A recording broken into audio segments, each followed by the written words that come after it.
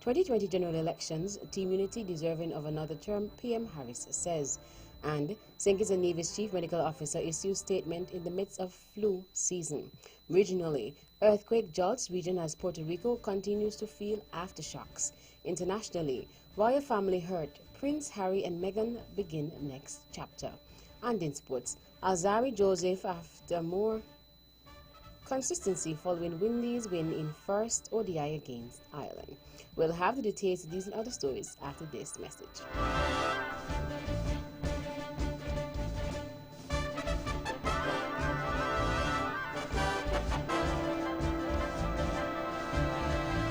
Another look. Different from how you've seen it before. Another look. Takes an in-depth look into business, politics, science, technology, religion, and more. Another look. Featuring documentaries from the BBC, regional features, and local ones too. Another look. Every Monday at 3 p.m. on the Eastern Caribbean's powerhouse, Vaughan.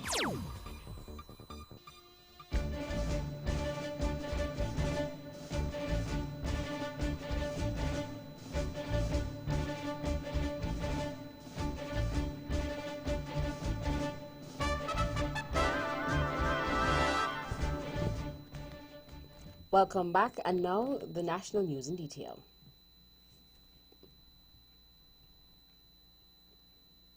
Remain confident that our fair-minded citizens and residents know that this Team Unity administration, on account of our outstanding performance, is deserving of another term.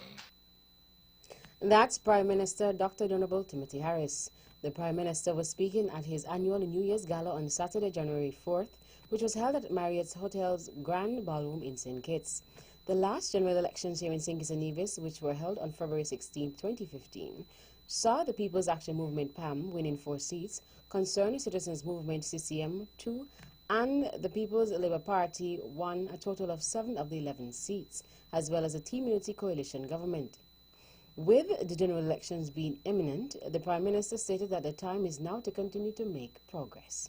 I am honored that for the last 4+ years, I have been serving as the Prime Minister of our great Federation of St. Kitts and Nevis. Our Team Unity leadership went through 4 phases, which the Honorable Jean Hamilton likes often to speak about, and we have worked well in the name of the people.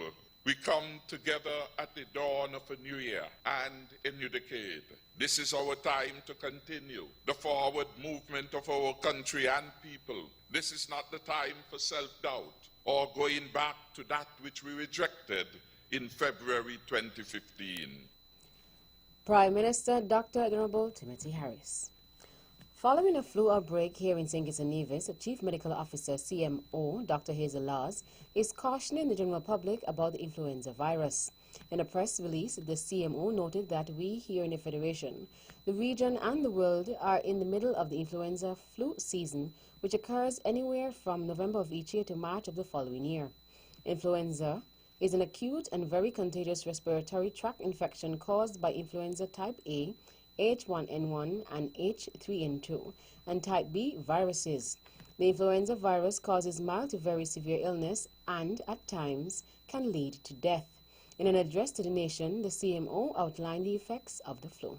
The flu usually comes on suddenly within 1 to 4 days after becoming infected.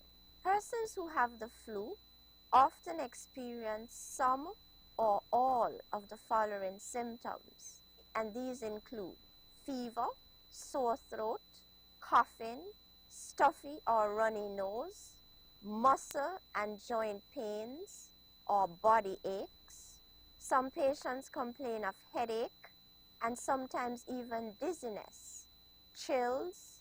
There's often loss of taste sensation and loss of appetite, malaise and fatigue. Some patients complain of diarrhea and vomiting. She also added this. Most persons recover from these flu symptoms within 1 week. However, some persons are at high risk of progressing and developing complications of the flu, like ear infection, sinus infection, severe infection of the lungs or pneumonia, and even worsening of underlying chronic medical conditions such as asthma, heart disease, and diabetes, which can be fatal. But how can one deal with this very contagious virus? How can one cope with it? How can one prevent the virus entering their system?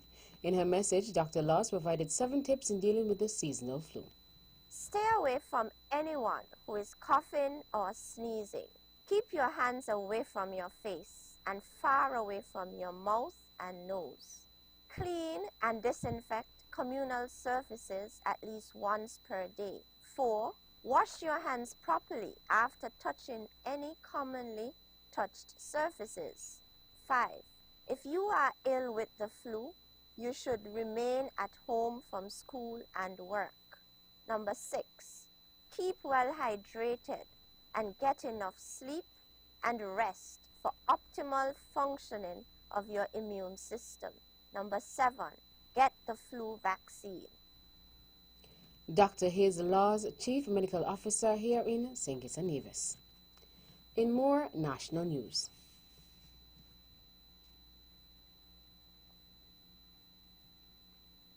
The contribution that we make whilst we're there, that is what we ought to concern ourselves with. In the interim, however, we have a federal election which looms. We know not yet the day nor the hour, but we know it is coming, and we must therefore prepare ourselves, gird our loins, and prepare for battle, because we understand that elections are a time when there are competing ideas, and when there has to be a judgment that is made by you the people, you the electorate. Premier of Nevis, the Honorable Mark Brantley. The Premier made this comment on the first episode of the On the Mark program for the year and start of a new decade 2020.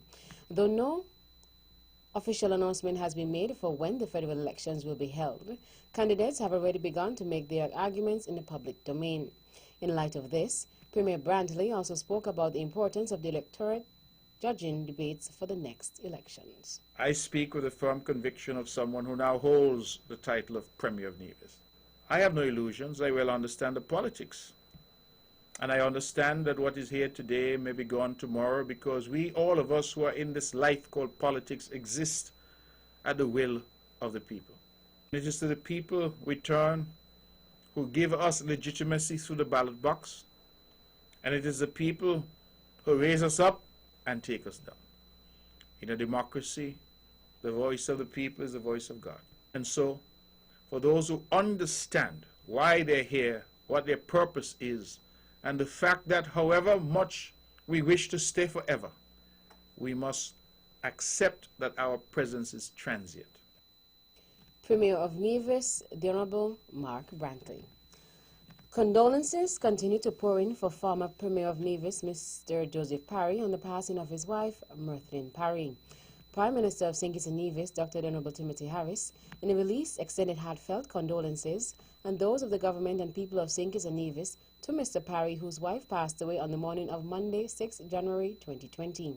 In a release issued on Tuesday, 7th January, Prime Minister Harris said, and I quote, Mrs. Mirthlin Parry was astutely parlayed her name recognition into opportunities of humanitarian assistance to her fellow citizens and residents by spearheading fundraising drives and facilitating donations of medical supplies, food packages, and other important items. Prime Minister added, May God see the Honorable Joseph Parry and his loved ones through this period of turmoil and sorrow. May our prayers and condolences be some source of comfort to Mr. Parry and his wife. Mrs. Parry was actively involved in philanthropy, having served as project manager of the Basic Needs Trust Fund, BNTF, on Nevis, and director of the Development Projects Foundation Incorporated, which worked alongside the BNTF to provide funding for socio-economic development projects. Premier of Nevis, the Honorable Mark Brantley, has extended condolences to former Premier of Nevis and former leader of the Nevis Reformation Party, NRP, Mr. Joseph Parry, on the passing of his wife, Mrs. Mirthlin Parry. Speaking on the Wednesday, 8th January edition of the On the Mark program, Premier Brantley had this to say. I would want to take this opportunity to extend my very deep condolences to the Honorable Joseph Parry, to his children, of course, but more specifically to his daughter with this particular wife. I would want to extend condolences to her family as well and the entire community there in Rices, because I know that it's a close-knit community, and I know that when we lose someone, particularly someone who was as prominent as Mrs. Parry, that all of us, in fact, would miss her, and all of us would have this loss recorded for us, and each and every one of us would have lost something. Also speaking on the first airing of the program for 2020, the Premier extended his personal condolences to Mr. Parry on his loss. I have had the opportunity to speak to Mr. Parry privately. I have also had the opportunity to say something, a word this morning at the Cabinet on behalf of the Cabinet. I now speak on my own behalf in extending my condolences to him and his family. As I've said in the past, and I continue to say, it is my fervent hope and desire that the prayers of the multitude will comfort he and his family in this, their hour of bereavement. Nobody can tell us what it's like to lose somebody, because ultimately we all grieve in different ways. Everybody says they know how you feel. The truth is that people really don't know how you feel. But ultimately, we know that with time, and with the passage of time, it allows us to heal. And so, Mr. Parry, if you're listening, please accept my condolences from my wife Sharon and myself, from my home to yours, and from all of us here and on the Mark and on Von Radio. We extend our deepest condolences to you and to your family. The Honorable Mark Brantley. Mrs. Parry passed away on the morning of Monday, 6 January 2020 at the age of 64 years. 2019 saw the seizure of 47 guns here in St. Kitts and Nevis, 12 homicides recorded, and the seizure of 136 kilos of cocaine. Those were a few achievements which were highlighted by the Commissioner of Police, Mr. Hilroy Brandy, today, January 9th, during the Police Force's New Year's celebration service at the NEMA headquarters in St. Kitts. Particularly, according to the Commissioner, the 12 homicides represented an astonishing 48% reduction when compared to 2018. Moreover, there was a 28% overall reduction in crime. The seizure of 136 kilos of cocaine also was considered one of the largest drug busts in the history of the Federation. The community policing efforts also produced significant results as several departments engaged with the community in a structured manner. Meanwhile, 2019 also saw the launch of the crime management system thanks to the forces' collaboration with the USAID and the UNDP. In light of the achievements, the police force here in St. Kitts and Nevis was able to send officers to the Bahamas following the passage of Hurricane Dorian and to respond to Dominica's request for additional support during the country's general elections. And finally, the management of the country under the Team Unity administration was recently highlighted in the United Nations Economic Commission for Latin America and the Caribbean (ECOWAC) report released in December of 2019. St. Kitts and Nevis has the lowest central government gross public debt to GDP ratio at 39.1% in the region, the lowest gross external debt in the region, as well as the highest fiscal balance as a percentage of GDP at positive 9.2%, the report highlighted. Additionally, Prime Minister Dr. Honorable Timothy Harris last Saturday said that under Team Unity, the smallest independent country in the Western Hemisphere defies limits and makes a big impression. Prime Minister Harris said the management of the country by the Team Unity government has translated into St. Kitts and Nevis becoming a world-class destination. The Federation was named the Cruise Destination of the Year by Caribbean Journal's Caribbean Travel Awards 2020, while the World Travel and Tourism Council presented St. Kitts and Nevis with the Destination Stewardship Award at a ceremony held in Spain last year.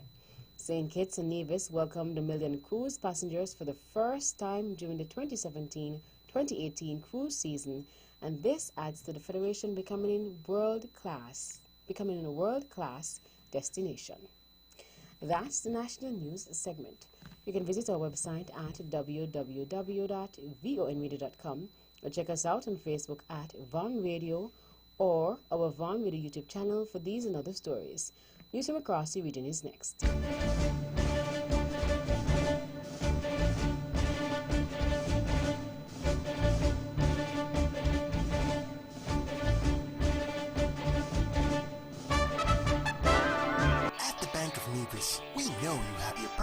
as well as your business needs, and we're here to help.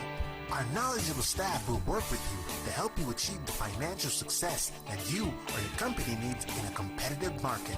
We offer solutions to make your banking experience easier, like our savings and checking accounts. Be sure to ask about our youth savers accounts and our Bank of Nevis Go Club.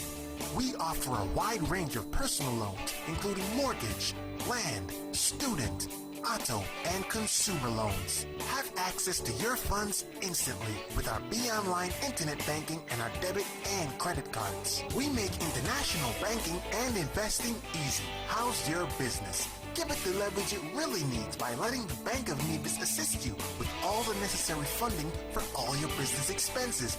It's that easy. What are you waiting for? The Bank of Nevis Limited, improving the quality of life. Like us on Facebook at www.facebook.com/The Bank of Nevis.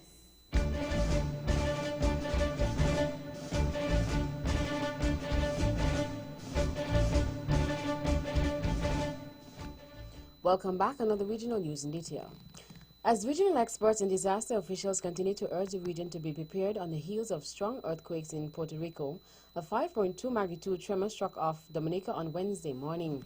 Caribbean 360 says the Seismic Research Center, SRC, of the University of the West Indies, St. Augustine campus in Trinidad, reported that a tremor was recorded at 10:01 a.m.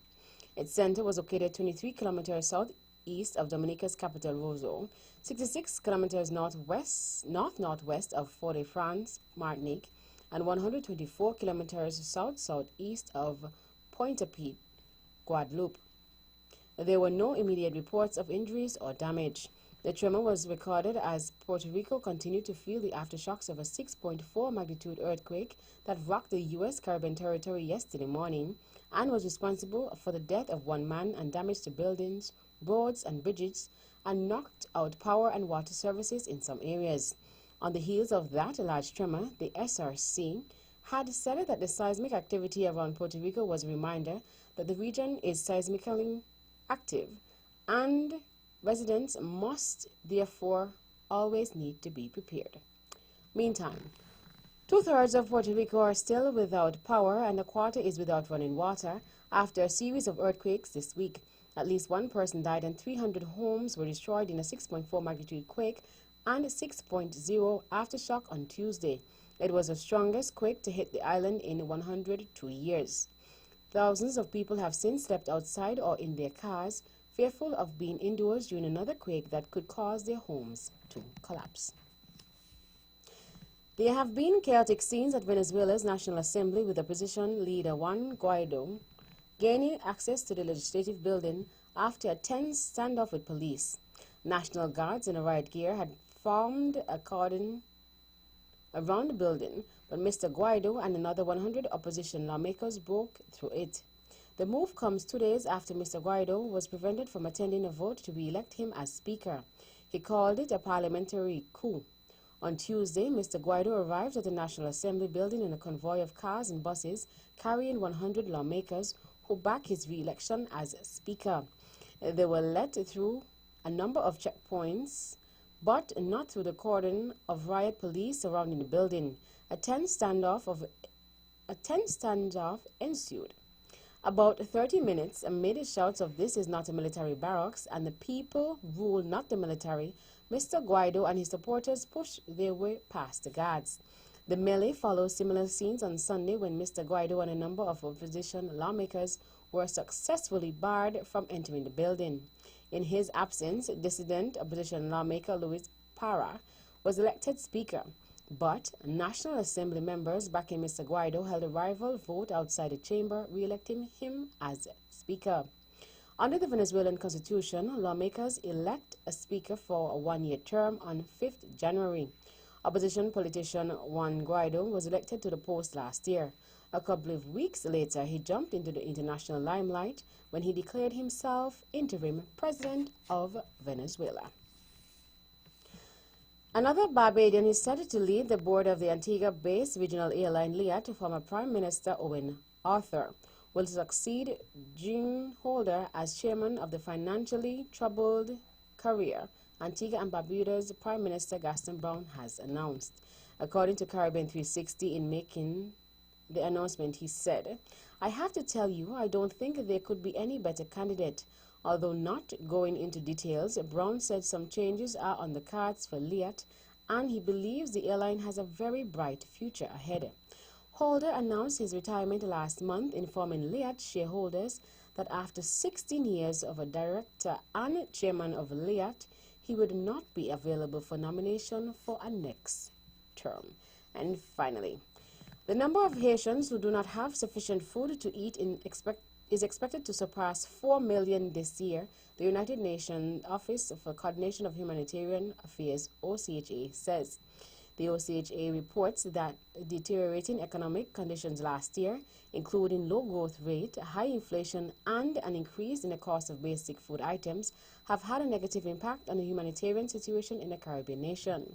At the same time, insecurity and social tensions meant aid workers had limited access to a large part of the country.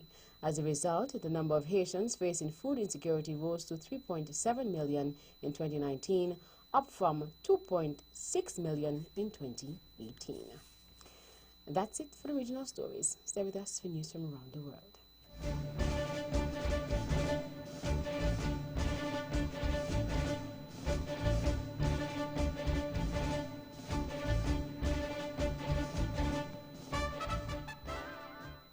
Welcome back, and now the international news in detail. The royal family is said to be hurt at the Duke and Duchess of Sussex announcement that they will step back as senior royals. Prince Harry and Meghan did not consult any senior royal about making the statement, it is understood. Buckingham Palace was blindsided, said BBC royal correspondent Johnny Diamond, as talks about their future had begun but were in very early stages. The palace said there were complicated issues to work through. In their statement on Wednesday, Harry and Meghan said they made the decision after many months of reflection and internal discussions. They said they intend to step back as senior members of the royal family and work to become financially independent. More from the BBC's royal correspondent, Johnny Diamond. It's momentous. It has no precedent in modern times. The golden couple have decided they're quitting. Why are they leaving? I think it was pretty obvious if you hung around with them as I did and followed them when they did their tours and their trips. There were great chunks of the job they simply didn't like. Harry came alive with the big crowds, but he hated the ceremonial and he couldn't bear the cameras. Meghan said she didn't want to be a voiceless figurehead, but in fact, whenever she spoke up, she got criticised for it. There were just too much about being a frontline royal they don't like. What their role will be, whether they'll have titles, whether they will be seen as full-time members of the royal family, all up in the air. Electricity output in France has fallen by a tenth after staff at power stations joined continuing strike action against the government's pension reform plans. Many teachers and lawyers in France have also given their support to transport workers who have been on strike for more than a month. Here is more from the BBC's Lucy Williamson. The government will be watching today's protest carefully to see which way the wind of public support is blowing.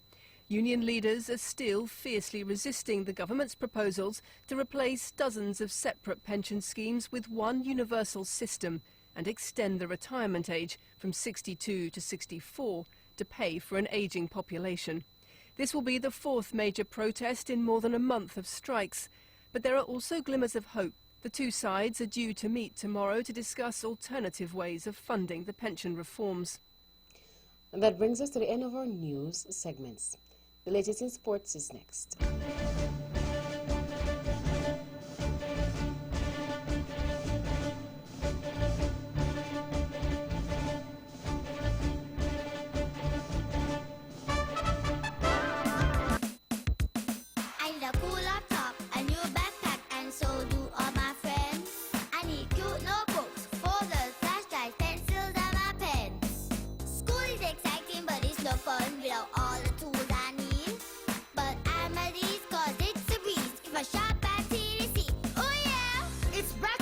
TDC Business Center and City Drugstore Nevis, your one-stop shop for all your school supply needs.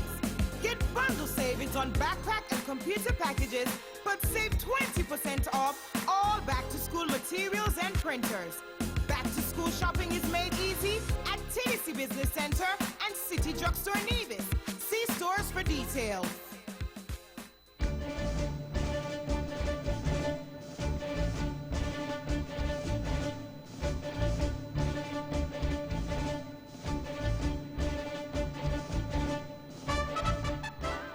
Welcome back. Another sports in detail.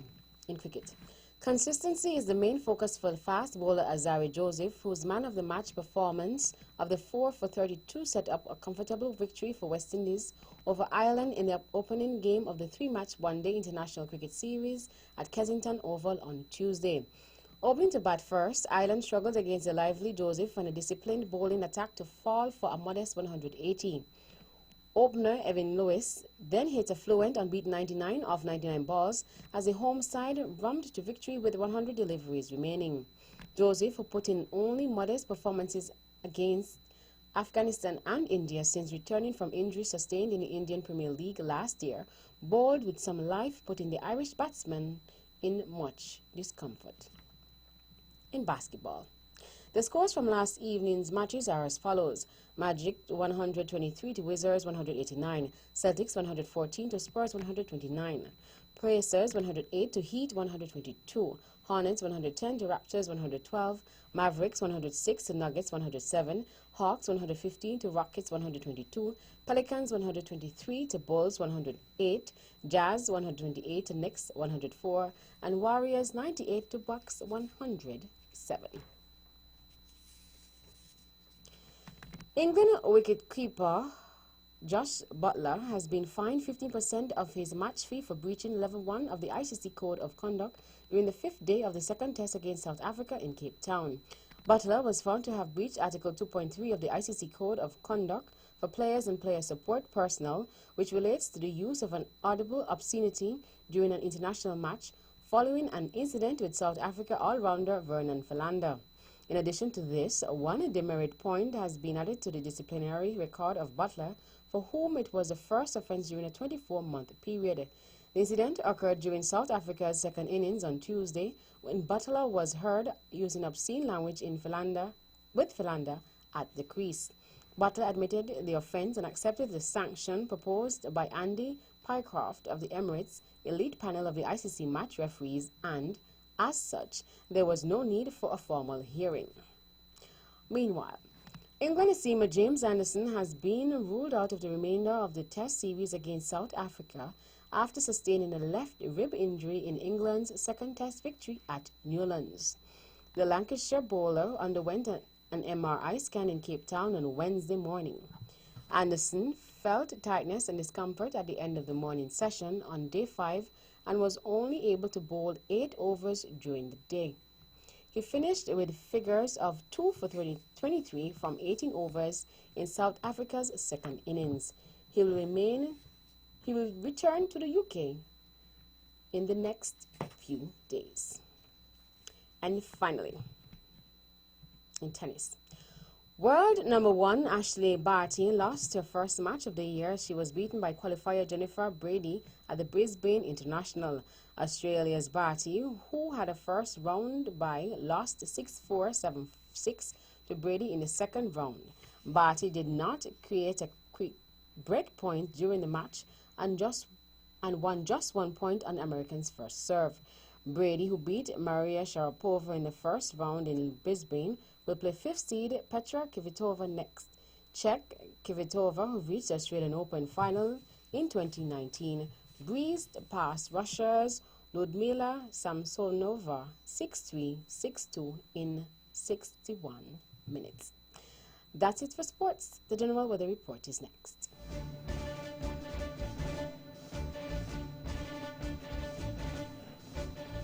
Welcome back. Another local weather forecast for St. Kitts and Nevis. Weather tonight will be mostly cloudy with a 70% or a high chance of showers after midnight. Weather tomorrow will be partly cloudy with a 60% or a moderate chance of showers.